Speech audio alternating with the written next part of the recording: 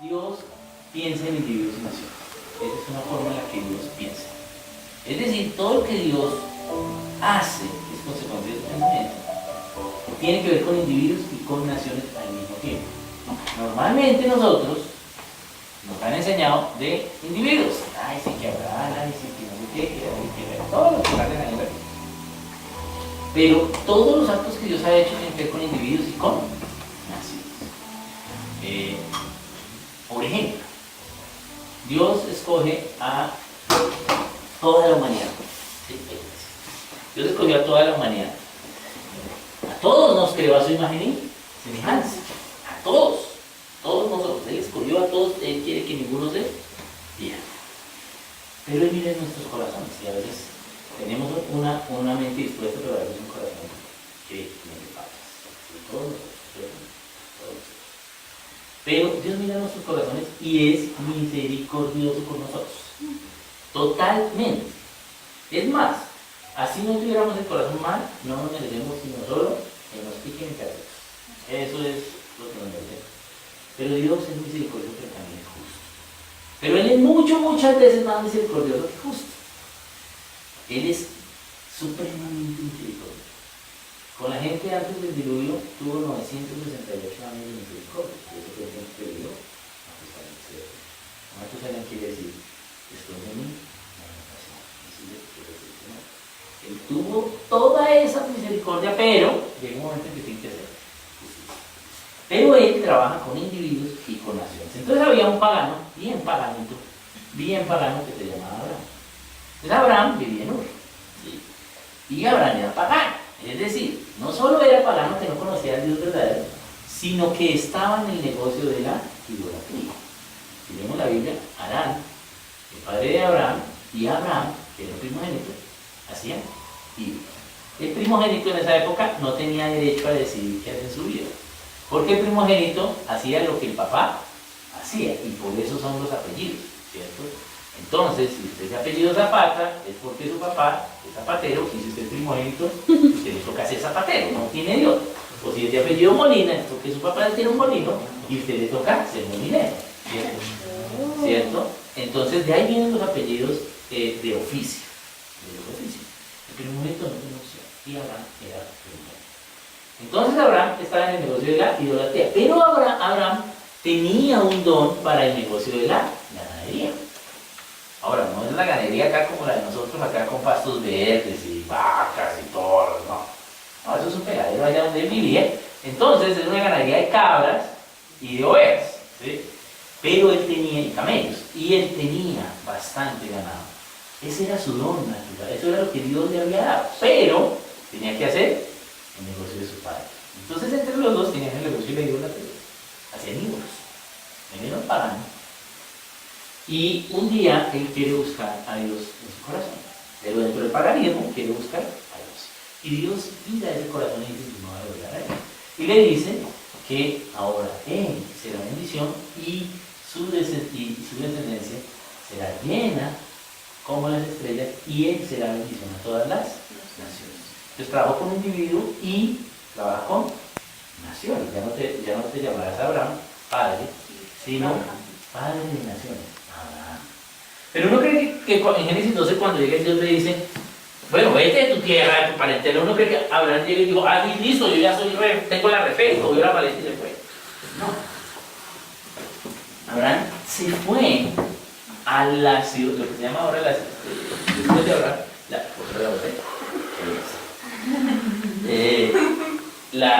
la ciudad de Harán, al norte. Y estuvo ya 10 años. Siguiendo con el negocio de la idolatría hasta que su padre murió. Cuando su padre murió, entonces él no siguió haciendo la idolatría y ahí sí se fue a la tierra prometida con su ganado. Pero Dios trabajó con Abraham como individuo y con Abraham como naciones. Y gracias a eso nosotros podemos ser un ejemplo de esa promesa que Dios dio a Abraham. Otro ejemplo de cómo Dios piensa en individuos y naciones es la Gran Comisión. ¿Qué es la Gran Comisión? Entonces recordemos que la Biblia no se escribió con títulos ni con versículos. Porque entonces, la Gran Comisión, así, ya venía la Reina Valera 60 y en Mateo 28 y un título que dice la Gran Comisión, es la Gran Comisión. No. Tenemos que ver qué es la Gran Comisión. ¿Qué es la Gran Comisión? Es una misión que hacemos conjuntamente y que es grande. La gran comisión. ¿Quiénes? Todos los cristianos. ¿Por qué? Porque Cristo nos la dio. Y Él nos dio, ¿sí?, la gran comisión, que tiene dos partes. La primera es para pensar en individuos. Es Marcos 16:15, que dice: id y predicar el evangelio a cada persona, a cada individuo, a cada criatura, donde sea. Esa es una parte que tenemos que hacer todos los creyentes. Predicar el evangelio a los creyentes. Pero Dios ahí está pensando en individuos, en personas. Y la que sale en Mateo 28, 19-20, dice: id y hacer discípulos a las naciones. A las naciones. Esa es la parte importantísima. Aquí ya el pastor lo ha predicado varias veces, pero hoy vamos a entender por qué nos dieron clase de español en el colegio. Porque en la clase de español del colegio había una clase que se llamaba las preposiciones. ¿Se acuerdan? A, ante, bajo, con, contra y no me sé más. No. O sea, tú sí pasaste el examen. Qué bien. Yo como tenía cero memoria, entonces me paró mucho más. ¿Sí? Para hoy, para eso aprendiste hoy. Porque dice a las naciones. Esa es la parte más importante de eso. Porque la preposición va a dar cuenta de quién o cuál palabra es el sustantivo. Entonces, si dijera, id y hacer discípulos en las naciones, usamos la preposición en, entonces el sustantivo sería discípulos. Y discípulos, estaremos hablando de personas. Pero no dice en las naciones, dice es id y hacer discípulos a las naciones. Entonces, ¿cuál es el sustantivo? Las naciones. Entonces, ¿qué es lo que está diciendo Dios a ellos? No se está refiriendo a gente, a individuos, sino a que la nación colombiana sea discípula de Cristo. Pero ¿cómo logramos que Colombia sea discípula de Cristo? ¿Que todos sean evangélicos? No logramos eso. Debe haber sí un número de un remanente, un número de creyentes que ejemplifiquen lo que Dios ha mandado. Hay un número. No, en la historia no vemos que es un 10, un 20, un 50, ¿no? Hay naciones que tenían un remanente muy pequeño y lograron transformar la nación, y hay otras que empezaron 100% evangélicos. Bueno, solo ha habido dos veces en la historia que han habido dos naciones totalmente evangélicas. Una fue en los Estados Unidos, bueno, no digamos evangélicas, cristianas. Los Estados Unidos en 1726 y la nación Auca en 1956. Y entonces van a dar dos lugares. Los Aucas son los indígenas en el Ecuador. Y allá pasó lo que se conoce como la Operación Auca. Hay misioneros que fueron a predicar las familias y mataron a todos. O entonces se conoce más como la vida de Jiménez. Jiménez y Mensaje y ese misionero. Pero cuando los matan a todos, y las esposas que estaban con ellos, ¿sí?, deciden no irse, si no se quedan. Y perdonan, durante 2 años se quedan, y hasta que ellos perdonan a los asesinos de sus esposas. Y esta nación conoce cuál es el perdón, y se vuelven 8.000 y pico que se vuelven. Estas son las dos veces en la historia que ha sucedido eso. De resto, todas las demás naciones tienen un remanente, ¿sí? Unos que hacen el bien, otros que hacen el mal, ¿sí? De los que hacen el bien, digamos cristianos, dentro de esos hay unos que, ¿sí?, la tienen más clara que otros, o unos que la tienen clara y pecan también, ¿sí? Pero hay un remanente que va a llevar luz a la nación, y la nación puede ser transformada. Ese remanente no hay un número, pero básicamente es la cristiandad. ¿Qué es el cristiano? ¿Qué es el cristiano? ¿Qué es la cristiandad? ¿Qué es lo que nosotros estamos acá viviendo? Básicamente ser cristiano o la cristiandad es el poder de Cristo en mí a través del Espíritu Santo para que la voluntad del Padre. Es el cristiano. La que se nota. A veces no se nos nota. ¿Sí? Pero eso es la cristiandad. El poder de Cristo en mí, yo vivir Cristo en mí. El poder de Cristo en mí a través de qué? Del Espíritu Santo, que está conmigo todo el tiempo. ¿Sí? ¿Para qué? Para hacer lo que para qué. Entonces, que eso se nota. Y ese remanente va a ser luz o va a ser cristiano para la nación. Un ejemplo de eso es, por ejemplo, yo voy a hacer esta primera introducción que son 15 minutos, pura teoría, pues ya después vamos a verlo más chévere. Pero toca esta introducción teórica. Entonces, un ejemplo de cómo una nación es discipulada, hablamos de cuenta de los Estados Unidos, ahora, no en los Estados Unidos como empezó, sino ahora, imagínense, el presidente, bueno, no va a hablar de la política Entonces, van dos ateos y van a llegar a una esquina. Uno va manejando un carro y el otro va caminando por la nieve. Son ambos ateos, no conocen de Dios. ¿Qué sucede cuando llegan a la esquina? El ateo que va manejando para y el ateo que va caminando pasa. Eso es tener una nación discipular, porque ninguno conoce de Dios, pero ¿por qué para el ateo que va en carro? ¿Por qué tiene la prelación el peatón? ¿Por qué cree? Bien, ¿y por qué el respeto a la vida?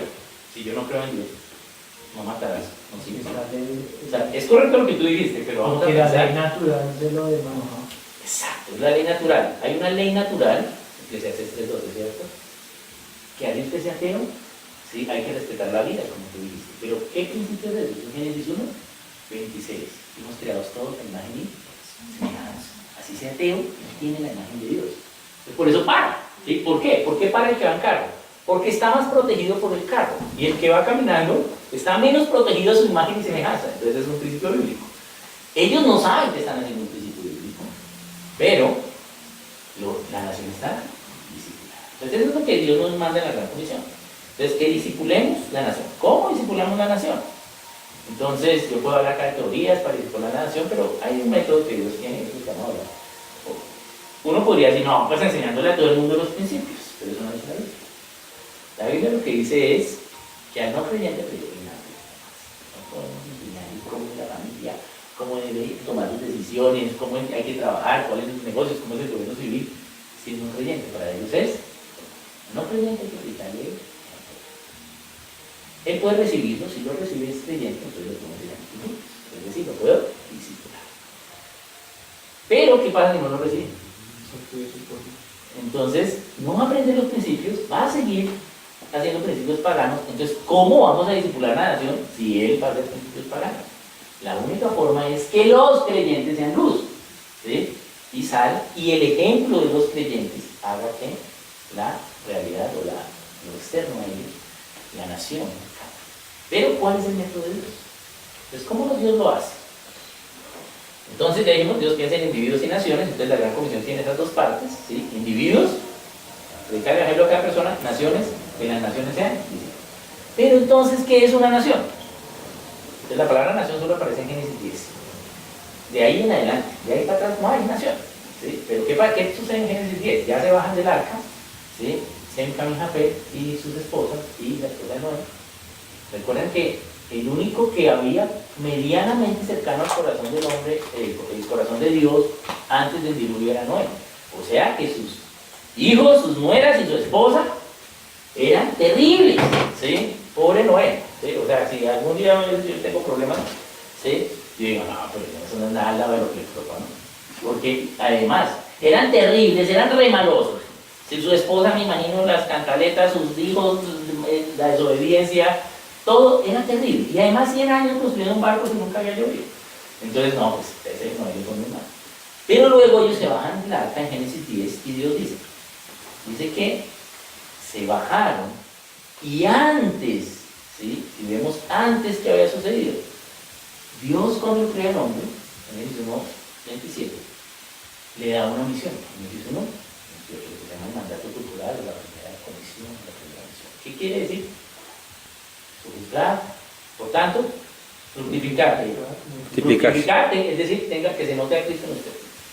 Multiplíquese, predique el evangelio a otros, base los principios a otros. ¿Sí? Subulgar la tierra, gobernar todo esto que crea. ¿Sí? Eso es lo que le dice. Todo, gobierne todo. Pero les dice algo, ¿sí? Y llenar la tierra. ¿Ellos llenaron la tierra? No, todos vienen en un mismo lugar. Y ahí luego fue el diluvio. ¿Qué sucede luego de que se baja sin camino a fe? Entonces dicen, no, ya no vamos a ir juntos, porque ahí dice que cada uno con sus familias, entonces dice que Jafet se fue al noreste, es decir, que fue al mar Mediterráneo, que Sem se fue al este, se fue hacia Irak, y que Jafet, y que Cam se fue hacia el sur, hacia lo que es ahora el Mar Rojo, el canal del Suez, esa parte estuvo Cam. Y por eso de ahí vienen los hebreos, que son semitas, es decir, son descendientes de Sem. Pero ya no vivían juntos, ya empezaron a llenar la tierra, pero se quedaron ahí. No llenaron toda la tierra. Entonces luego viene Nimrod y les dice, oiga, ¿sabe qué? Devolvámonos todos aquí a Babel, ¿sí?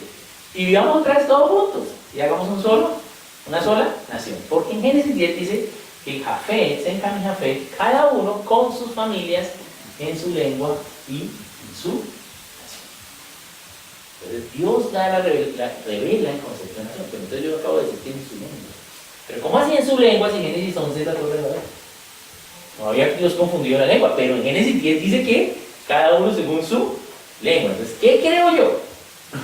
Yo lo que creo es que era como que Jafet era costeño, ¿sí? Sem era cachaco y Cam era pastuso. ¿Sí? Entonces hablaban el mismo idioma, pero con palabras diferentes y con acentos diferentes. Ya en Génesis 11, entonces Dios confunde las lenguas por familia. No fue por individuos, sino por familia. Y esas familias, entonces usted solo se entiende con la familia que le entiende a usted.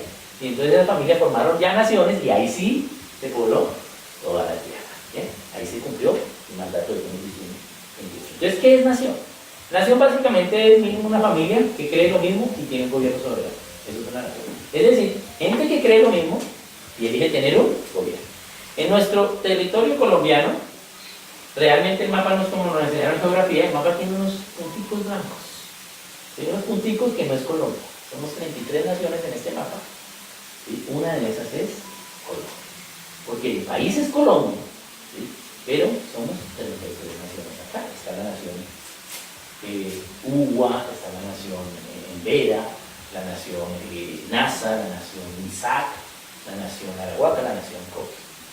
La nación Coqui creen que ellos son los hermanos mayores y que nosotros todos los demás somos los hermanos menores, o sea, aquí son los que están allá al lado de ellos. Tienen una cosmovisión diferente, ¿sí? Pero ellos son nación. ¿Ellos qué son? Familias que creen lo mismo y tienen un gobierno. Entonces son naciones. Por eso es que cuando con el problema con los UBA, de que había petróleo ahí cerca de Arauca, entonces ¿qué? Vamos a explotar el petróleo. Ah, no, los UBA no tienen. Listo. No puede tocar. O ahora en enero de este año, que los NASA sacaron el ejército en Siria, en Cauca. ¿Sí? Siria, Cauca, el ejército se va. ¿Qué hizo el ejército? Le tocó irse. ¿Sí? ¿Por qué? Porque ese territorio, ¿sí?, no es Colombia, ese territorio es NASA. Sí, es una nación, pero Chile tiene otras leyes, te roban a 40 la tierra. Sí, tienen otras leyes. Esas son naciones. Naciones son las etnias. Más o menos en el mundo hay unas 300 naciones. Más o menos, las etnias. La gente que cree lo mismo y tiene un gobierno. Entonces, entendiendo que ya que es nación. El tema de hoy es, ¿cuál es la base de una nación? Entonces, yo creo que ustedes han escuchado que la base de la nación es la familia. Eso es medianamente cierto. ¿Sí? O sea, a la larga, llegamos a que la base de la nación es la familia, pero no es la base, diría yo como un ingeniero que realmente ese es el edificio y la base son los cimientos. ¿Sí? Entonces vamos a mirar cuál es la base de una nación, entendiendo que Dios trabaja con individuos y con naciones al mismo tiempo. ¿Sí? Todo lo que hace Dios tiene que ver con personas y con naciones, ¿sí? Siempre. ¿Por qué? Porque, ¿qué dice en Apocalipsis? Las hojas del árbol y la vida para las amigas de la nación. Entonces, ¿qué va a haber allá en el cielo? ¿Sí? Allá va a haber naciones y individuos. No va a haber familia. O sea que allá cuando llegan al cielo no entienden, no se van a conocer. Es decir, puede estar así al lado de Dios y ¿por qué? Porque no va a haber familia. No va a haber matrimonio. Ni siquiera van a conocer a tu mamá. ¿Qué es lo que hay allá? Haga de cuenta cuando usted va al cine. Cuando usted va al cine, le dan una boletica con uno. Entonces hay como un cine. Es decir, usted llega al cine y le pasa ahí a la persona que está en San Pedro y le dice, oye, Pedro, mire, este es mi número. Y pero, sí, uno ya siente. Es lo que le dice Pedro. ¿Qué es lo que hay? Unas sillas, unas más adelante que otras. Numeradas. Entonces, todos los que entran a ese teatro son salvos. Todos. ¿Sí? Sigan al cielo. Pero cada teatro, eso es un multiplex. ¿Sí? Tiene como 13.000 naciones ahí. Bueno, las que hay ahora, más las que han habido. ¿Sí? Entonces ya nació Babilonia, ¿sí? y ahí nació Caldea, y ahí va a estar Abraham. ¿Sí? Entonces, en todas esas naciones, ahí hay solo el nombre de su nación, y usted dice, Colombia, y llega usted a Colombia. Bueno, Oscar, siéntese ahí y le toca bien alta. A mí me toca bien alta. Entonces, me siento bien alta. Otros van a estar más adelante y otros más atrás que yo. ¿Y qué dice la Biblia? Que solo, porque la salvación es solo por fe, pero las coronas, ¿sí? El gobernar con Cristo, cuando le ponen las coronas, solo es por sus obras. ¿Sí? Es algo por fe, no tiene que hacer nada para fe. Pero Dios allá cuando llega usted dice, bueno, yo le dije que hiciera esto, no lo hizo, tal, sus obras. Pero mire, si hizo esto, si hizo esto, listo, le toca tal puesto. Los que estén adelante van a gobernar con Cristo. Y los que no, ¿sí? ¿Qué va a pasar?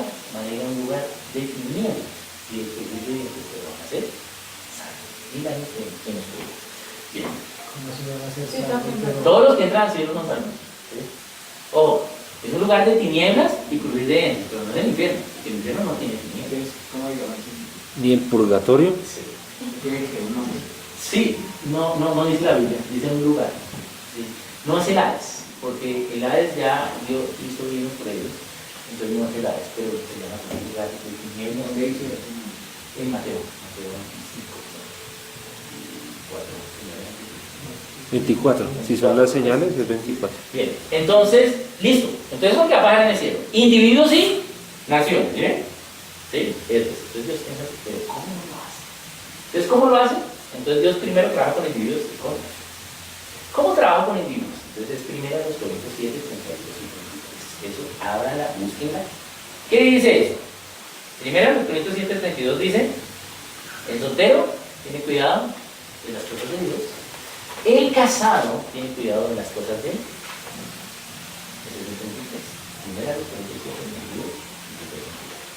¿Qué está diciendo Dios ahí? Es decir, que hay un club, el club de los otros.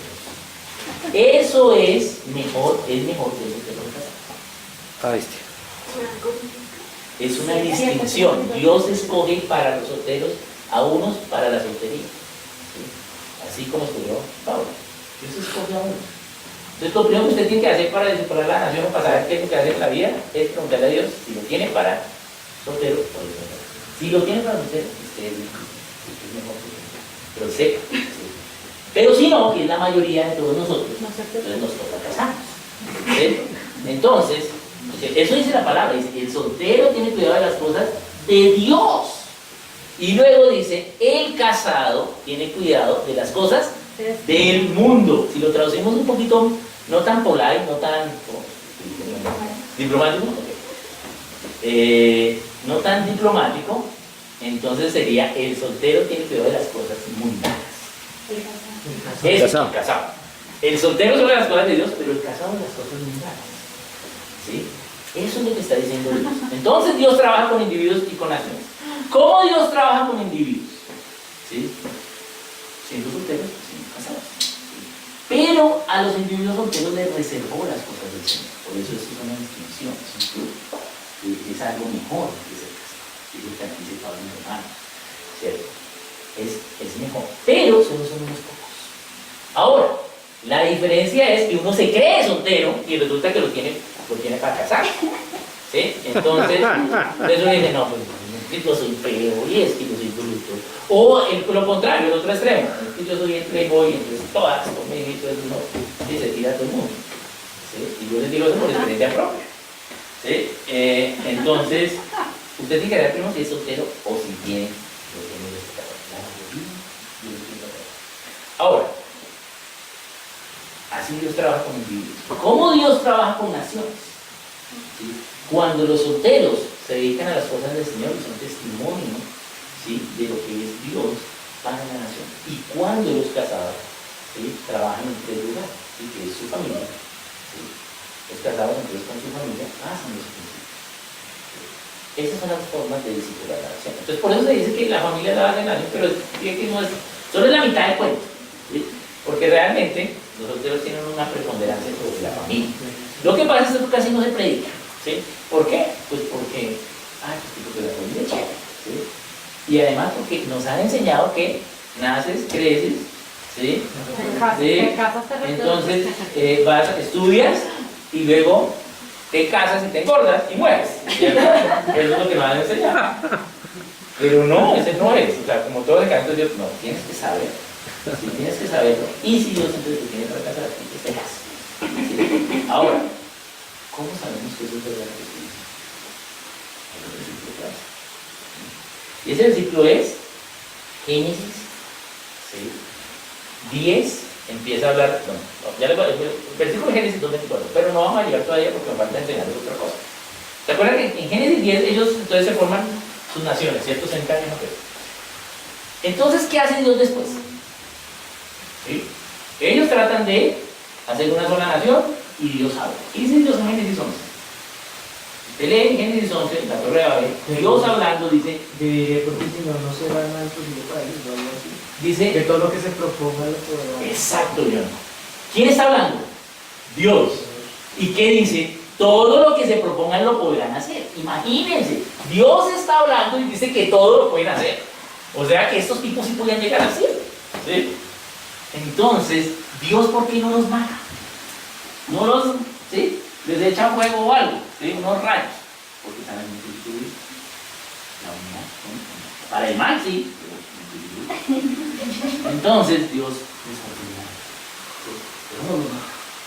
Haciendo un principio. Usted puede estar haciendo el mal desarrollando un principio. ¿Sí? Para el mal, ¿sí? O para el bien. Entonces, ellos podían hacer cualquier cosa.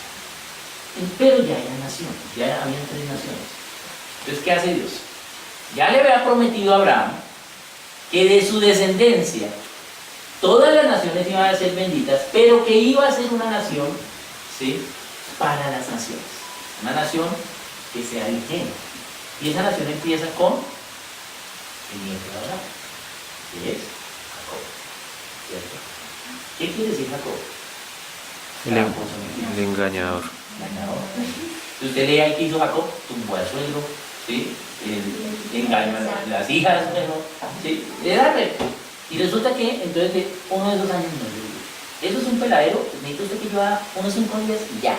Entonces ya sale ahí perdido. ¿Sí?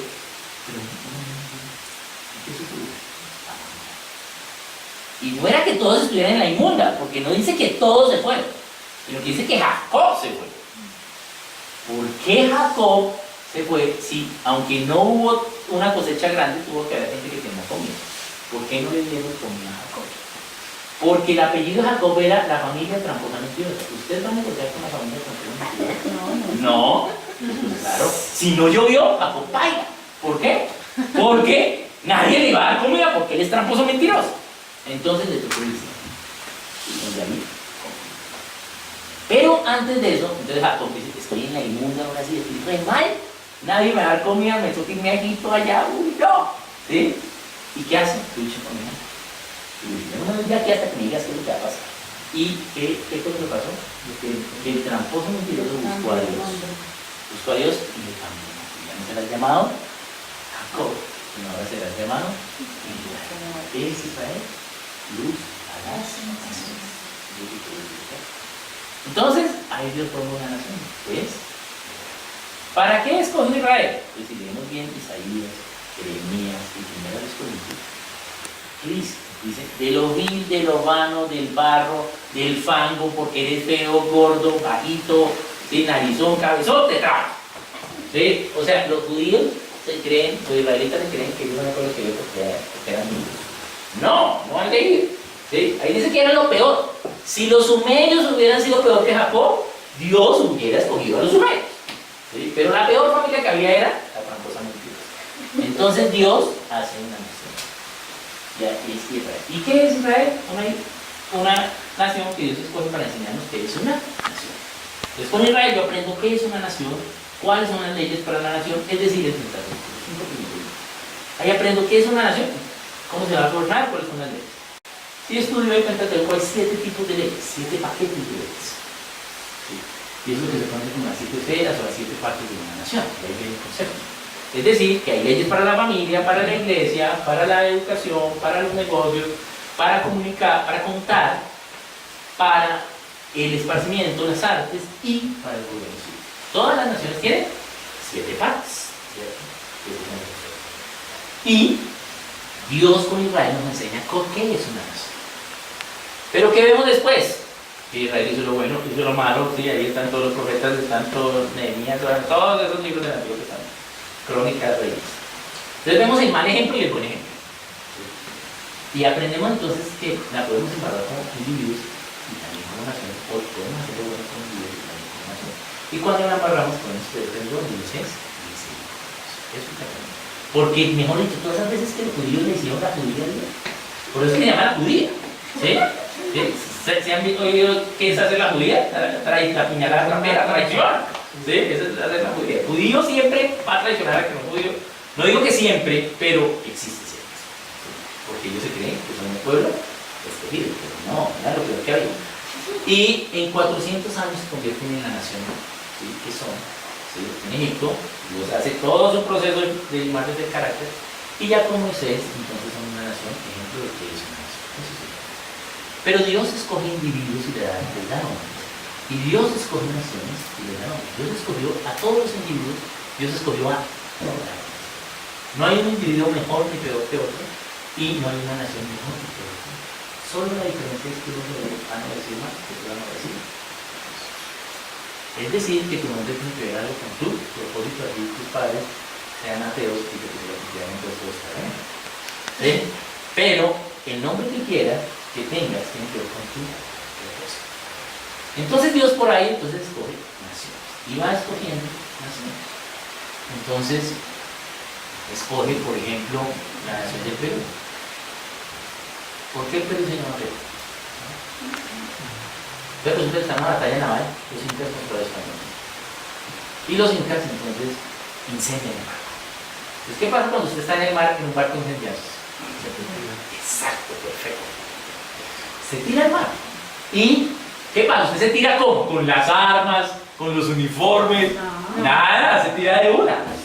Entonces, ¿qué sucede?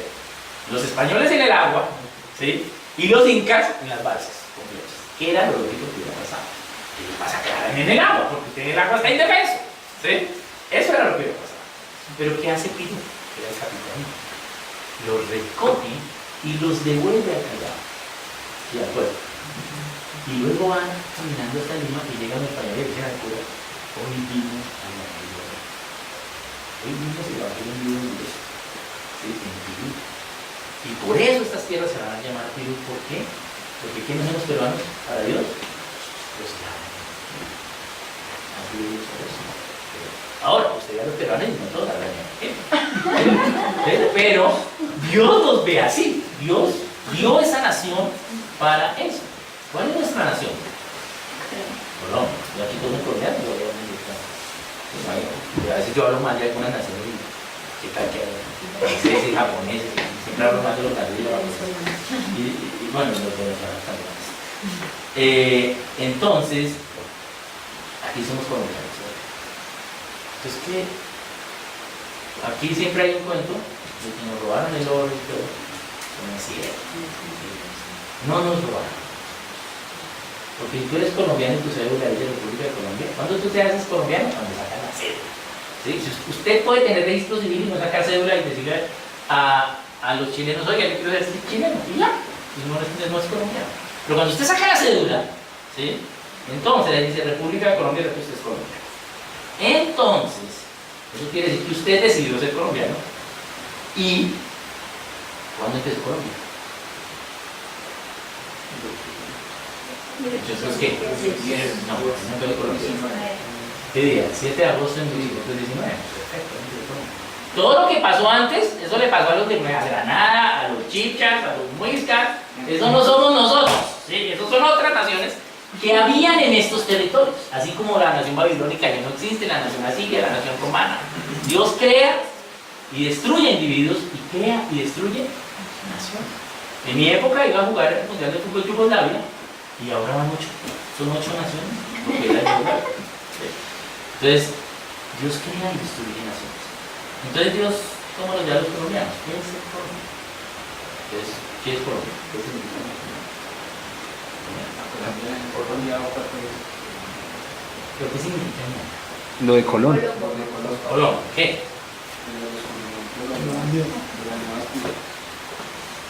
Tierra de Colombia. Colombia significa la tierra de Colombia. ¿Quién se inventó ese nombre? Entonces usted lee allá una carta que resulta que se independiza la República del Socorro. ¿Sí? Ellos se independizan en 1809. El Socorro, ahora el Socorro de la Nación. Ellos hacen la Constitución. Ellos eran una república. Entonces los de Santa Fe dicen, pero ¿cómo estos se nos independizan primero? Entonces, ¿qué hacen los de Santa Fe? Una parodia, una treta. Todo lo que pasó en 20 de julio fue planeado, libreteado, todo. Eso no fue que sucedió todo sabían señales, todo estaba libreteado, sabían que este no le iba a prestar el florero, todo sabía cómo pararse para que se rompiera, todo estaba libreteado. Entonces la fiesta en el observatorio, todo eso fue un libreto. Y salió bien la obra de teatro, y entonces el grito de independencia, obviamente, de Santa Fe. ¿Pero qué pasó? No nos pudimos autogobernar. No, ¿sabe qué? Hagamos el gobierno así. No, que centralista, no, que federalista, no, que las mujeres no, que los hombres sí, que no, que los blancos, que los altos, que los criollos, que los hijos de españoles de tal apellido y los otros no. No nos autogobernamos. Entonces, ¿qué dijimos 3 años después? Oigan, señores españoles, tengan el gobierno local. ¿No tenemos que ¿sí?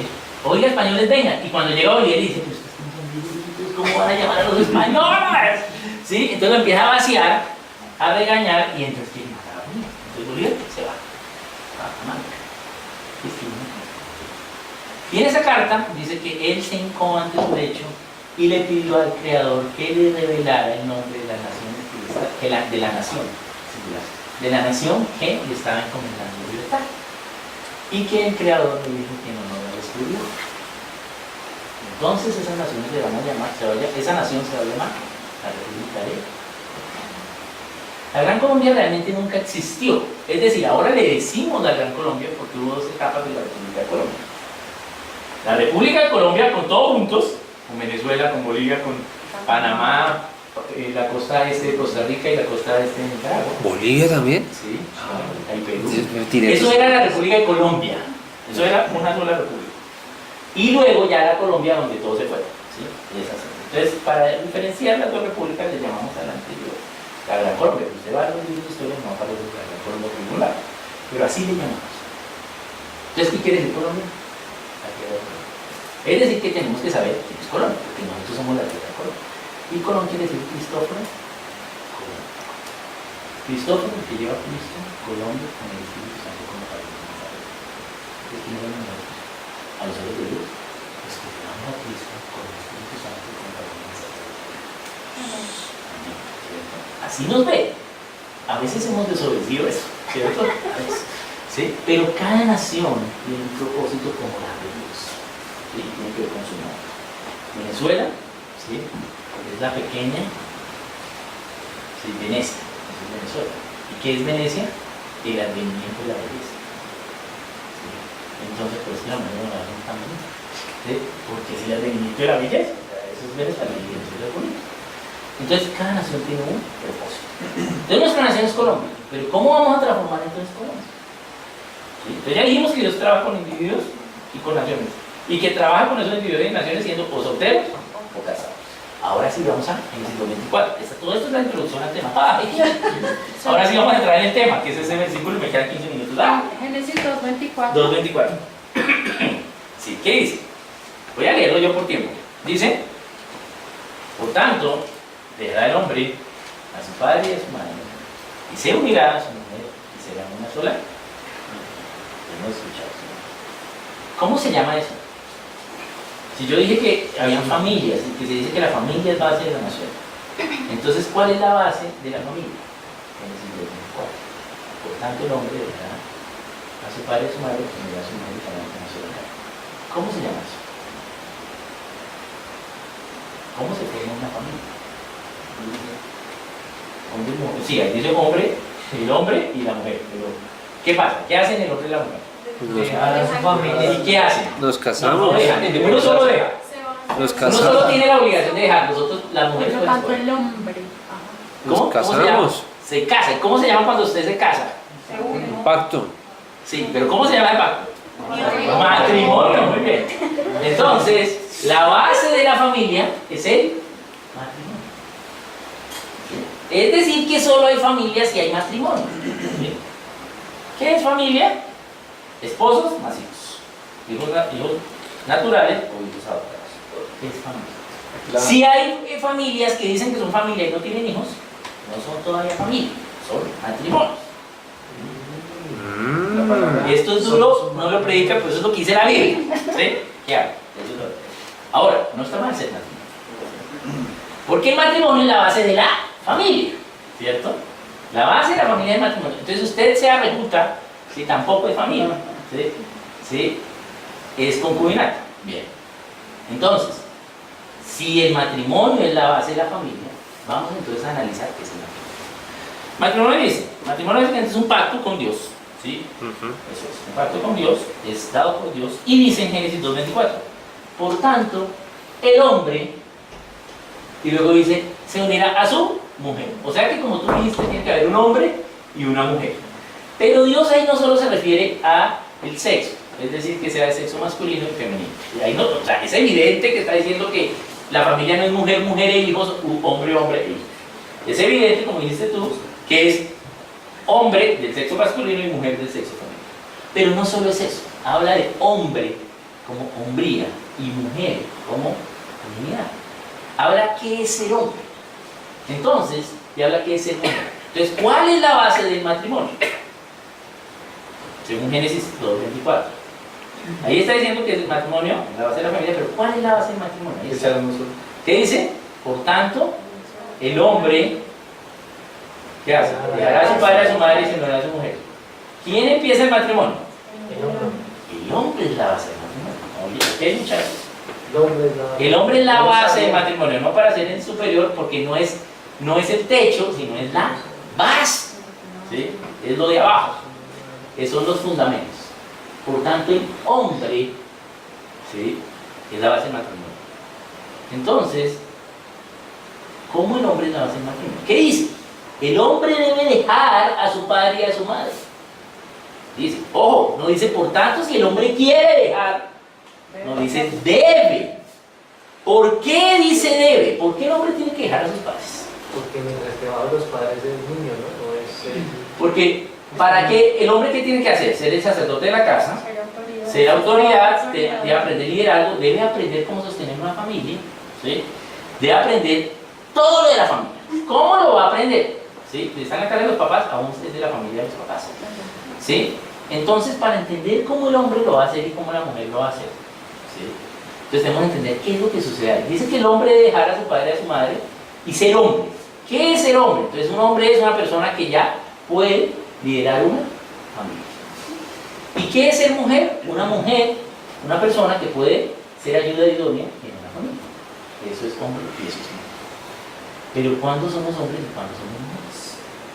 Entonces, tenemos que entender el poder. Primero, para saber cuándo somos hombres y cuándo somos mujeres.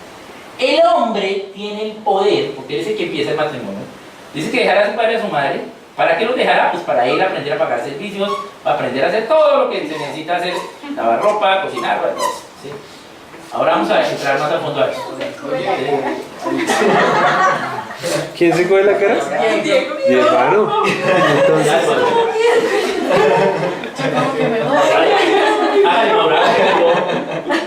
La palabra casar viene del griego que quiere decir casa para dos.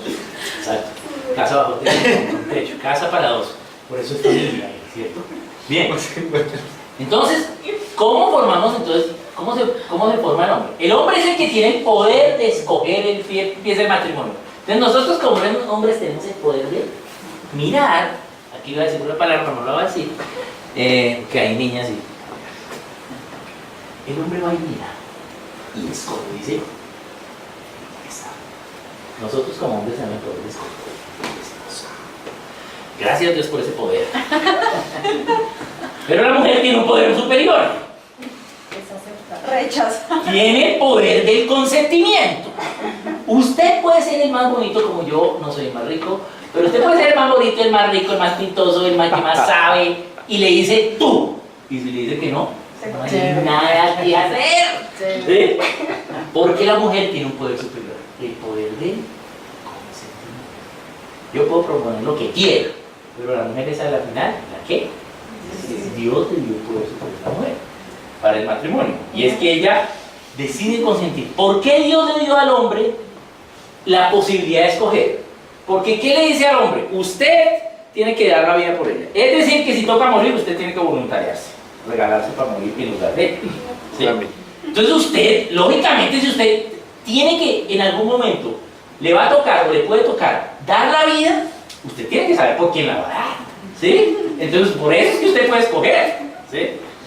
Pero la mujer que le dice, usted, ¿sí?, va a ayudar, ¿sí?, va a ser ayuda idónea, es decir, al mismo nivel, ayuda, pero al mismo nivel de ese hombre. Entonces la mujer tiene que decidir a quién va a ayudar, porque ¿qué es lo que le dice Adán? Usted tiene que vivir para ese hombre. Y el hombre dice, usted tiene que morir por él.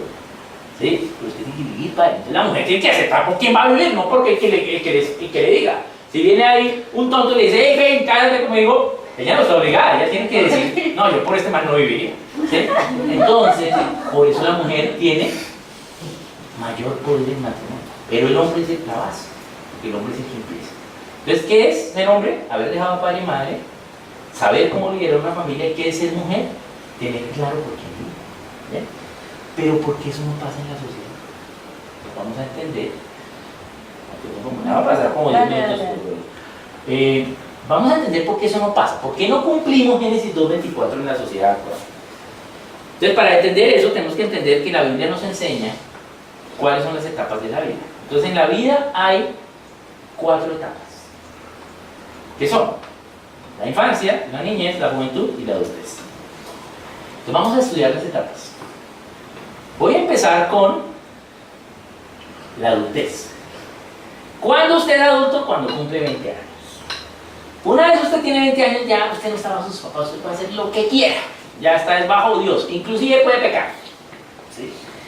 Pero usted está bajo Dios, ya no está bajo sus papás. ¿Cómo sabemos bíblicamente que la adultez empieza a los 20 años? 2 ejemplos.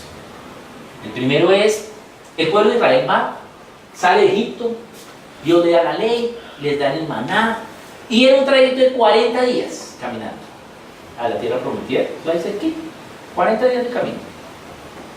¿Y qué hace el pueblo? No, Dios, pues yo estoy cansado de estar algún día súper clonas todos los días.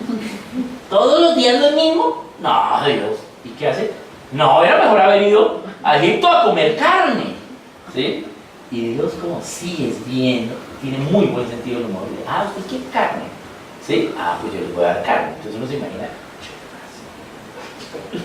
¿Y qué les da Dios? Sopa de codorniz. ¿Han tomado sopa de codorniz? No, bueno, yo sí. La sopa de codorniz es como el hueso de pollo pelado. Cuando usted está pelando el pollo, que le quedan pedacitos así, así es la codorniz. ¿Ustedes han visto la codorniz? Así de chiquitita. No tiene nada de carne, pero un poquito. Ahí. Eso fue lo que Dios les dio. ¿Quieren carne? Mire, codorniz. Ahí le estoy dando carne, ¿sí? Pero sarcástico eso. ¿Y cuál fue la consecuencia? Porque el pueblo protestó y dijo, era mejor habernos devuelto a Egipto. ¿Qué fue lo que dijo Dios? Ahora, toda esta generación, menos Josué y menos Caleb, deben morir. Pero Dios no los mató, tenían que morir naturalmente. Entonces duraron 40 años hasta que se murieron todos. ¿Pero qué dice Dios? Todos de 20 años para arriba deben morir. Eso es Éxodo 18. Creo que es 18.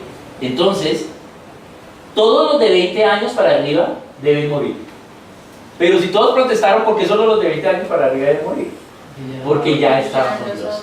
Los otros, usted tenía 19, todavía estaba con sus papás. Si sus papás le embarraban, usted ahí le tocaba. ¿Sí? Entonces toda esa generación tuvo que morir, por eso duraron 40 años caminando. No fue que Moisés no tenía GPS y se perdió, no. ¿Sí? Les tocaba caminar hasta que todos se murieran, ¿sí? Incluyendo Moisés. ¿Sí? Bien, entonces todos mueren. Eso es un ejemplo. O el otro ejemplo es cuando tenía la guerra. Entonces dicen, no, vamos a dar una guerra y necesitamos soldados. ¿Y qué dicen?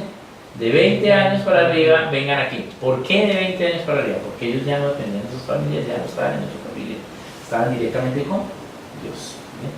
Entonces, por eso la mayoría de edad debe ser a los 21, porque la mayoría de edad es ¿para qué la mayoría de edad? Para pagar impuestos. Entonces, usted solo puede pagar impuestos una vez trabaje un año. Entonces, por eso usted es adulto a los 20, pero la mayoría de edad a los 21, porque en ese año usted trabaja y le sacan cuánto gano y empieza a pagar impuestos. Entonces, usted es adulto a los 20, bíblicamente hablando. La juventud va de los 12 a los 19. No quiere decir que aquí todos nosotros somos, bueno, ustedes son más jóvenes que yo, pero todos somos jóvenes y nos sentimos jóvenes, pero en realidad somos adultos, lo que pasa es que tenemos espíritu juvenil. Pero realmente, bíblicamente, la juventud va de los 12 a los 19. ¿Cómo lo sabemos? Porque entonces hay un pasaje en Lucas que dice que Cristo, el Señor Jesús, estaba en el templo con los doctores de la ley y que crecía en estatura, en sabiduría, en gracia y que tenía 12 años. Si usted le quita esa información, no pasa nada en el pasaje, sigue igual, no cambia. Entonces, ¿para qué Dios nos dio esa información? ¿Para qué Dios nos dice que Jesús tenía 12 años? Porque cuando usted tiene la juventud, es la época de la vida donde usted empieza a tomar decisiones por sí mismo. ¿Qué decisión tomó Jesús? Quedarse en el templo. ¿Sí? Él empezó a tomar decisiones por sí mismo. Esa es la juventud. En la juventud usted empieza a experimentar decisiones y a experimentar las consecuencias, porque las decisiones tienen consecuencias. Y es la época en la cual usted se prepara para la adultez. Por eso el Bar Mitzvah o el Bar Baraká, que son las tradiciones hebreas del paso de niña a mujer o de niño a hombre, se da desde los 12 años en adelante. Y también es el tiempo en el que existen los cambios físicos, ¿sí? Y hormonales. Ya te vuelves joven. La juventud va de los 12 a los 19. Y las otras son la infancia y la niñez. Aquí voy a explicarles primero la infancia. La infancia va desde la concepción hasta los 7 años. Pero la infancia tiene dos partes. Entonces usted ve Génesis y ve la vida de Abraham. Ayer de Abraham. Y ve que Abraham hace una fiesta cuando destetan a Isaac. ¿Sí? Entonces la infancia tiene dos partes. El amamantamiento, ¿sí? Y el destete. Esas son las dos partes de la infancia. El amamantamiento va desde la concepción hasta que el niño es destetado. Cuando el niño era destetado, hacían una fiesta. Entonces ahora Abraham hace una fiesta para Isaac cuando es destetado. ¿Por qué había una fiesta cuando el niño se desteta? No dice la Biblia cuando hay que destetar, ¿sí? Pero más o menos a los 2 o 3 años. Entonces lo destetaban y hacían una fiesta. ¿Por qué se hace una fiesta? Porque el niño ya iba a empezar a comer alimento sólido. Es decir, ya empezaba a, como dice la palabra en Corintios y también en Romanos, a entender más cosas. Todos los niños nacen con cuerpo, ¿sí? Con 100% alma, 100% emociones, lloran todo el tiempo, quieren decidir cosas, ¿sí? Piensan, pero cero razonamiento. El niño que está siendo amamantado no razona todavía, piensa pero no razona. El razonamiento es una actitud del espíritu, el pensamiento o el pensamiento es una actitud del alma. Entonces el niño no razona, entonces la mamá le dice al niño, no metas el dedo en el enchufe, pero el niño sí está amamantado, ya camina y todo.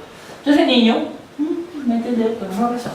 Pero ya el niño lo desteta. Llega un momento que, una vez después de que usted desteta al niño y le dice, no metas el dedo en el enchufe, el niño mira a la mamá y en los ojos se le nota. Los ojos es lo primero que se forma en la concepción, ¿sí? De los ojos, ¿sí? Sale el cerebro. Entonces los ojos son la ventana del alma. Entonces el niño llega y la mamá dice, no metas el dedo, y el niño la mira y dice, Está bien. entonces, ¿qué hizo el niño? Pudo razonar, razonó que la mamá le dice que no y decidió hacer un acto irracional de meter el dedo. ¿Cómo se llama el acto irracional? No, ese es el nombre light, ese es el políticamente correcto. ¿Cómo se llama? No, otra forma. De verdad, ¿cómo se llama? Exacto. El niño pecó. ¿Por qué? Porque pudo razonar, ¿sí? Y razonó mal. Hace un acto irracional y pecó. ¿Cuál es la paga del pecado? Muerte. Entonces, ¿qué es lo que hay que hacer con el chino apenas razona? Y la embarra, y usted ve en los ojos que la embarró. ¿Qué es lo que hay que hacer? Predique el evangelio, porque muere mañana y ya va al infierno. ¿Sí? Entonces hay que predicar el evangelio a los niños apenas son destetados, que es la fiesta, y pilas, hermano. Apenas la embarra hay que predicar el evangelio. ¿Sí? Entonces, los niños que no han sido destetados, aún no razonan, por lo tanto no pecan. ¿Sí? No pecan, el niño abortado está en el cielo. ¿Por qué? Porque no pudo pecar, porque no pudo razonar. Porque Usted para pecar tiene que tener la oportunidad de razonar y hacer lo incorrecto, es decir, hacer un acto irracional. No se puede alimentar. Entonces, va el amamantamiento y el destete. ¿Cuándo se acaba la infancia? Entonces vemos dos ejemplos. El primer ejemplo es Moisés. Moisés era un niño infante, ¿sí? No era destetado todavía, pero iban a matar a los niños. Entonces, ¿qué hace la mamá? Lo pone en una cesta en el río Nilo.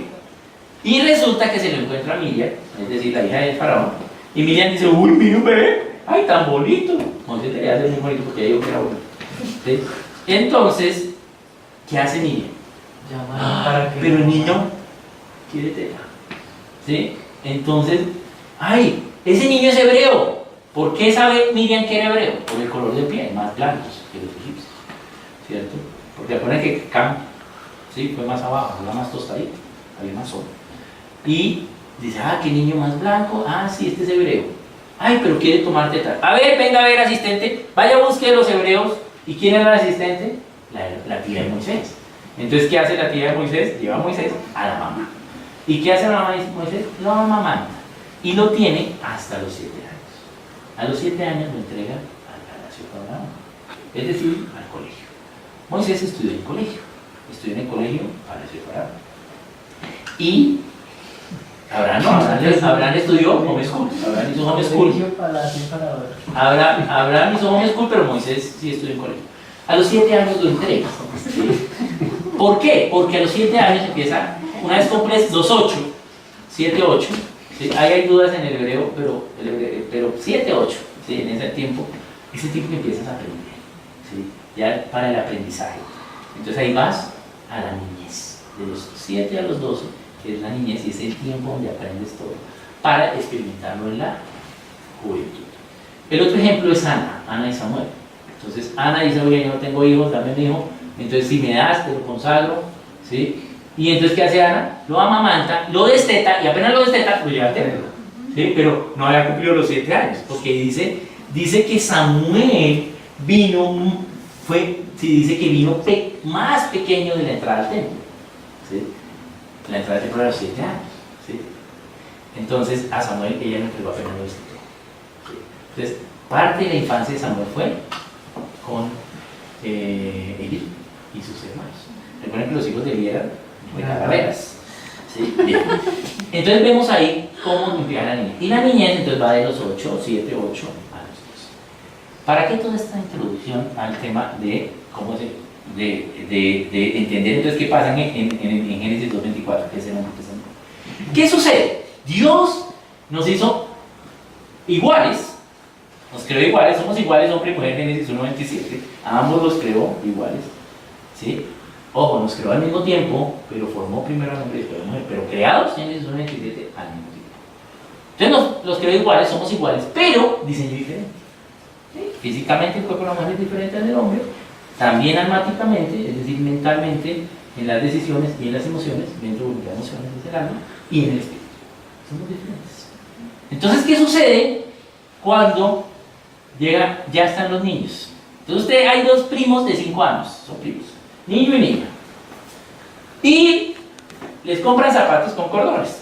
Entonces, ¿qué pasa? Les vamos a enseñar a amarrarse los cordones. Mira, así se amarran y así se amarran. ¿Quién se amarra primero? La mujer. ¿Por qué? ¿Así? Porque fue diseñada para aprender primero. ¿Por qué? Porque la mujer es menos cabezona que el hombre. El hombre siempre es más cabezón. Verá, mire, pone la cachucha aquí, verá que tu cachucha le da nada, ¿sí? ¿Sí? Entonces, eso quiere decir que el hombre tiene más cerebro. Entonces, es verdad, nosotros tenemos más cerebro que las mujeres. ¿Sí? Pero las mujeres tienen más conexiones neuronales que nosotros. Entonces, la mujer aprende primero. Entonces, ¿qué pasa? La niña aprende a amarrarse los zapatos y el niño no. ¿Cómo es el alma? ¿Cómo es en las emociones para el hombre y la mujer? En las emociones, la mujer es más fuerte emocionalmente. El hombre no es fuerte sentimentalmente, pero débil emocionalmente. Nosotros, yo me tomo todos los remedios, pero no me inyección ni loco. Me da gripe y salí de la cama, no voy a trabajar. ¿Sí? Se acabó el mundo. ¿Sí? Así Dios nos diseñó. Entonces, ¿qué sucede con ese niño? El niño ve que la niña sabe. Entonces le digo, bueno, vamos ahora a enseñarle a tender la cama. Entonces la niña tiende la cama y uno no. Le queda arrugada, nada. Entonces los dos Amén. niños, la niña aprende primero qué sucede en las emociones de ese niño. El niño dice, soy bruto. Soy bruto. Ella sí sabe y yo soy bruto. Y como nosotros no expresamos, sino nos guardamos todo, por eso los papás de todos nosotros se guardan todo. Ni siquiera te dijeron que te aman. Entonces, se guardan todo, pero son débiles en las emociones. Entonces, soy bruto. ¿Y qué? Y la niña, yo soy bruto. Soy bruto. Yo sí sé hacer las cosas. ¿Sí? ¿Y qué pasa? Siguen creciendo. Entonces el niño empieza a sentirse herido, porque él se cree bruto. ¿Sí? Y la niña se cree hábil y superinteligente. Pero siempre por ahí hay una tía, o una hermana mayor, o una abuela, que le dice, ay, pobrecito, el niño no sabe, venga, yo le tiendo la cama, venga, yo le amarro los zapatos. Y Dios, ¿cómo diseñó a ese niño como hombre? El hombre, ¿qué tiene que hacer? Trabajar. ¿Sí? Por ejemplo, tú vas a trabajar. ¿Pero qué es trabajo? Trabajo es un concepto de la física, ¿cierto? Fuerza por distancia, lo de trabajo, se mide en puntos, ¿cierto? ¿Qué es? Poner energía que genere un movimiento, eso es trabajo. El hombre entonces tiene que trabajar. Y como el hombre tiene que trabajar, hay un principio para el trabajo. ¿Cuál es el principio para el trabajo? Produzca lo máximo con esta cantidad de energía, ¿sí? O, ¿sí?, con la menor cantidad de energía, hágalo máximo, ¿sí? Ese es el principio. Es decir, no es que seamos vagos, es el principio del trabajo en menor esfuerzo, ¿sí? Nosotros fuimos diseñados para trabajar. Entonces el hombre siempre va a buscar la fácil. ¿Por qué? Porque es que así es el trabajo, ¿sí? Eso es diseño de Dios. ¿Qué hace con Dios? La práctica. ¿Por qué? Porque ese es el principio del trabajo. Usted haga el mismo, produzca lo mismo, llegue al mismo resultado con la menor cantidad de energía, con la menor cantidad de esfuerzo. Ese es el principio del trabajo. Por eso se llama trabajo, por eso es un concepto de la física. Entonces, el hombre siempre va a buscar la fácil, ¿sí? Eso es diseño, eso no es culpa de que seamos vagos, así nos diseñó Dios. Entonces, yo voy a buscar la fácil. Entonces, ¿qué hace ese niño? Soy bruto, pero la fácil es que mi mamá me tienda la cama. Entonces, soy bruto, pero no tiendo la cama. Mi mamá, mis padres son ateos, y mi mamá nos amó mucho, muchísimo, pero no me ayudó mucho. Yo la primera vez que tendí la cama fue cuando me fui a vivir solo. ¿Sí? La primera vez que tendí la cama en mi vida. Nunca tendí la cama, siempre la tendí, mi mamá o empleada, siempre. Ni siquiera nos decía que teníamos que tender la cama, es que ni siquiera. ¿Cómo será que mi mamá tenía una regla para comer? Mi mamá decía, ustedes pueden comer lo que quieran, la única regla es que no pueden repetir en la semana. ¿Usted cree que yo escogería berenjena ya? Lo que quieran. Yo escogía pizza, hamburguesa, y mi mamá a cada uno nos cocinaba lo que queríamos en el desayuno, en el almuerzo. Por eso yo tengo problemas, porque la mayoría de comida no me gusta, ¿sí? Y que casi siempre como lo mismo. Entonces, yo tengo problemas con yo como mucha comida chatarra. Entonces, no, pues, Le llega ¿cómo? directamente. He mejorado, ya como verde, ya como pasto, ya gobierno externo, no se casa y gobierno externo. Entonces le toca comer otras cosas. Ay, eso lograba. Entonces, ya come uno. Pero si ven comer a mi mamá, terrible. ¿Cómo? Sí, terrible. Yo ahora le digo, pero tú, ¿cómo te pude hacer eso? ¿Por qué hiciste eso? Porque yo los veía felices comiendo. Sí, yo quería verlos felices, pero pues no aprendimos a comer. Entonces, para eso existen los restaurantes. Usted en el restaurante no va a escoger lo que no le gusta, va a escoger lo que le gusta. ¿Sí? No va a escoger la, bueno, si le gusta la no, pero a mí no. Bien. Entonces, ¿qué sucede con ese niño? Ese niño va a hacer la fácil. Ah, me tiende la cama. Ah, soy bruto, pero me tiende la cama. ¿Qué sucede con esa niña? Ay, esa niña es la mejor, mire. Entonces, ¿qué empieza a pasar? Como la niña empieza a saber todo y el niño no, la niña es exaltada. Entonces, la niña de verdad se cree por encima del niño. Llegan a la niñez y empiezan a entender conceptos académicos. Entonces, los hombres somos más rápidos porque tenemos el cerebro más grande, para entender conceptos académicos o conceptos, digamos, del conocimiento, pero somos muy malos para decidir. Las mujeres son mejores para decidir. ¿Sí?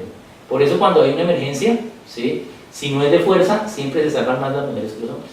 Las mujeres deciden más rápido, en menor tiempo que el hombre. ¿Por qué? Porque la mayoría se van a casar, entonces van a ser mamás. Y ser mamá es contestar el teléfono, ¿sí? Tener los niños, mirar cómo está produciendo dinero, ¿sí? Todos los niños tienen 3 diferentes problemas y hay niños y niñas y los problemas son diferentes. Y si va a hacer comida entonces es diferente, tiene que saber hacer todo al mismo tiempo. Entonces la mujer es multitarea. Por eso la mujer puede hacer varias cosas al mismo tiempo. Sí. Pero los hombres solo hacemos de a una. Amén, amén. No podemos, si uno está viendo el partido, no puede estar haciendo otra cosa. ¿Sí? Solo de a una cosa al mismo tiempo. Bien hechicita. ¿Sí? Bien, pero una nomás. Ya dos, Me da migraña. Sí, no tenemos las suficientes neuronas. Las mujeres no tenemos las suficientes conexiones. Las mujeres tienen, no tenemos el mismo número de neuronas, hombres y mujeres. Bueno, el hombre puede tener más por el tamaño, pero las conexiones son más en la mujer. Nosotros no tenemos suficiente número de conexiones para pensar varias cosas al mismo tiempo. Las mujeres sí. Entonces, ¿qué sucede con esa niña? Se cree más. Entonces resulta que la niña en la niñez se cree más porque sabe hacer más cosas, pero el niño aprende conceptos teóricos más rápido que la mujer. Pero ¿qué sucede en la juventud? La niña se desarrolla primero. Sus cambios físicos son primero que el hombre. Entonces la niña, aún, ya que se creía mayor y se creía que sabe más, pues ahora resulta que se ve mayor. ¿Sí? Entonces ya no va a mirar, porque hombres, ¿por qué creen que las niñas que nos gustaban de tu mismo curso no nos miraban? Miraban eran los de arriba. ¿Por qué? Porque ellas, usted era un tonto, ¿sí? Ellas miraban a los de 11, a los de décimo, a los de arriba. ¿Por qué? Porque ya estaban en ese nivel, porque ellas ya se habían desarrollado, ¿sí? Y uno era un tonto, el mismo nivel era un tonto. Entonces, ¿qué sucede en la juventud? Las niñas se desarrollan y el niño se empieza a desarrollar más lento. Más o menos a los 15 años, los niños entonces ya empiezan a cambiar de voz, bueno, desde los 12, pero a los 15 son carones feos, no hay nada más feo que un joven a los 15. Con bozo. Carones, con bozo, con acné, la se desarrolla primero que el cuerpo, flacos y así de carones, ¿sí? ¡Feos! Éramos feos a esa edad, ¿sí? En cambio las mujeres ya eran lindas, Como a los 17, ¿qué pasa? Ya el hombre se le desarrolla el cuerpo, ya la espalda, no todos son anchos, pero ya tiene fuerza y ya puede defender a una mujer. Ya lo miran. No, este sí ya me puede defender. Este ya me puede defender. Porque ¿qué busca la mujer? Seguridad y protección. Y caprichos. ¿Y qué busca el hombre? ¿Sí? ¿Qué busca el hombre realmente? ¿Sí? O sea, ¿qué es el diseño de Dios para el hombre? Liderazgo, protección a la mujer. ¿Sí? Pero ¿qué sucede cuando lo pasó en esa crianza y no criamos a esos niños bien? Sino a ese niño lo dejamos sin hacer nada y llega a su juventud y toma decisiones sin hacer nada, ¿sí? O esa niña que no se crió como una niña hábil que pueda hacer las cosas, sino que todos se lo hagan también. No es que todos le hagan las cosas manuales porque ella lo sabe hacer, ella no es bruta, ¿sí? Pero caprichos, ¿sí? Entonces, es la niña caprichosa que quiere todo, ¿sí? Y sus deseos son órdenes. ¿Qué pasa cuando esos niños pasan a la juventud y llegan a la adultez? ¿Qué va a buscar ese niño adulto? Una mamá que le haga todo. ¿Qué va a buscar esa niña adulta? ¿Sí? Un papá rico que le dé 100 pares de zapatos. ¿Sí? Eso es lo que sucede. Entonces no es un hombre ni es una mujer, sino es una niña adulta y un niño adulto. Entonces, ¿cómo tenemos nosotros que desafiarnos a realmente transformar la nación y ser la base de la nación? Produciendo ni mujeres, cuando tengan 20 años, que ya la tengan clara, que sean mujeres que tengan sus principios claros, ¿sí? Y produciendo hombres. Pero el hombre, ¿cómo va a producir las cosas? Tiene que dejar a su papá y a su mamá. ¿Para qué? Para que aprendan qué es pagar servicios, qué es pagar cuota, qué es lavar ropa. Yo me fui a la casa a los 25 años y me fui a vivir solo. Y yo seguí llevando la ropa donde mi mamá. Ay, qué berraco. Hotel mamá es el mejor. Es caro. Y mi mamá, ¿qué hubo? Me trajo la ropa, venga, tráigala. ¿Qué hubo? ¿Ya la va a traer? Y fui preso. Es más, comía donde la novia que tuviera, ¿sí? O donde mi mamá. ¿Cómo será que yo me compré una colección completa de mugs? Para cada vez que yo me servía algo, lo ponía en el lavaplatos y la señora que venía a hacerme el aseo el sábado lavaba toda la loza. Y yo no lavaba nada. ¿Sí? Entonces yo tenía, mínimo tenía como 15 mugs, o 20, ¿sí? Tenía muchos. Y ya, allá, y yo no lavaba. ¿Sí? Entonces no hacía nada. ¿Sí? Pero ya empecé a pagar servicios, ya empecé a pagar cuota, ya empecé a... ya no me puedo gastar la plata en música, no me puedo gastar la plata en comida, pues yo comía fuera todo el tiempo, porque no tenía malos hábitos alimenticios por mi mamá. Entonces yo comía afuera, además que abajo de mi edificio había hamburgueserías y todo, entonces yo me la pasaba de abajo. Entonces, pero empecé a, y bueno, y hay que echarle gasolina al carro, y hay que pagar el seguro, y y hay que comprar, ahora me toca comprar ropa, para mí, que antes mi mamá me compraba la ropa, ¿sí? Es lo mismo, ¿qué ropa quiere? ¿Sí? Nosotros le decíamos tal marca, tal cosa, ¿sí? Sí, no la compraba, ¿sí? O sea, yo no tenía que ir a comprar ropa. Nada, yo lo único que iba a comprar era música. Ay, Oscar René. ¿En serio? Terrible. Entonces, ¿cuál es el desafío para cerrar? El desafío es que, primero, niñas, busquen un hombre, ¿sí? Pero un hombre no es un príncipe azul, ¿sí? Pero busquen un hombre, no necesariamente tiene que ser rico, ¿sí? Tiene que ser para trabajar, pero busquen un hombre, no un niño adulto. Hombres, no sean niños adultos. Hombres, busquen una mujer. Y mujeres, no sean niñas adultas, sean mujeres. ¿Qué es una mujer? Una que está capacitada para ayudar al hombre en todo, ayuda y idóneo al mismo nivel, ¿sí? Ahora, mujeres, entiéndanos a los hombres. Las mujeres sí pueden entender a los hombres, ¿sí? Porque van a hacer ayuda, y ¿cómo van a ayudar si no lo entienden? Entonces las mujeres sí pueden entender a los hombres. Hombres, nosotros no podemos entender a los hombres. Porque la Biblia dice, la Biblia dice que las mujeres van a hacer ayuda del hombre, pero ¿qué le dice al hombre? Ámela. No la entiendo. No las podemos entender. Las mujeres es otro nivel de pensamiento. Otro nivel de pensamiento diferente. Puede ser que ellas piensen mejor y más. Nosotros no podemos llegar a eso. No podemos entenderlas, solo amarlas. Es imposible entenderlas, ¿sí? Entonces, mujeres, hombres, sean hombres, y no son príncipes azules. Solo miren si tienen las cualidades de hombre, ¿sí? Solamente, no necesariamente tienen que ser rico. Ahora, hay un problema ahora en la actualidad, que para mi generación, ¿sí? La cantidad de personas para buscar, dice la palabra, de personas para buscar era mayor, ¿sí? ¿Por qué? Porque porcentaje de hombres hombres en el homosexualismo era el 5% en mi generación. Actualmente en su generación es el 15%. Es decir, hay menos hombres. ¿Sí? Y segundo, mujeres en el pecado del homosexualismo eran para mi época menos del 1% y ahora es el 6%. Entonces hay menos mujeres también, ¿sí? Entonces, como hay menos, ¿cuál es la regla? Oferta y demanda, ¿sí? ¿Sí? Entonces hay menos oferta, pero está la misma demanda, ¿sí? Entonces usted tiene que ser más open mind, ¿sí?